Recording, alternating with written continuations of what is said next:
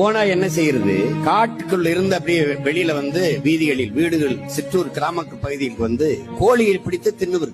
தினம் கோழி எப்படி தின்னுட்டு போயிருதே அப்படின்னு நினைச்சு அந்த கிராமத்து மக்கள் ஒரு கத்தியை, கூர்மையான கத்தியை ஒரு இதில கட்டி அப்படி வைத்து அதுல கோழி ரத்தத்தை தடவி விட்டுறாங்க. இந்த ரத்த வாடைக்கு அந்த ஓனாய் வந்து இந்த கத்தியை அப்படி நக்குது. அது நக்கும் போது நாக்கு அறுபட்டு ரத்தம் கொட்டுது. அப்ப ரத்தம் வர வர மேலும் மேலும் மேலும் மேலும் சுவைத்து சுவைத்து நக்குது. தன் ரத்தத்தையே தெரியாது சுவைச்சு சுவைச்சு அப்படியே சாப்பிட்டுட்டே இருக்கு. கடைசியா மொத்த ரத்தம் சிந்தி செத்து போகுது. அப்படிதான் என் மக்கள் இந்த ஓனாய் கத்தி மாதிரி இந்த இலவசத்துக்கு ஆசைப்பட்டு, அது உங்க ரத்தம் தான், அது உங்க காசுதான், 5000 ரூபாய் என்றால் 6800 கோடி இழக்கிறது அரசு. அரசு காசிலே ஒரு கட்சி தனக்கான வாக்கை உறுதி செய்கிறது. இது எவ்வளவு பெரிய கொடுமை, எவ்வளவு பெரிய கொடுமை. வாக்குக்கு 2000 காசு கொடுத்து உங்களுக்கு சேவை செய்ய ஒருவன் வருவானா?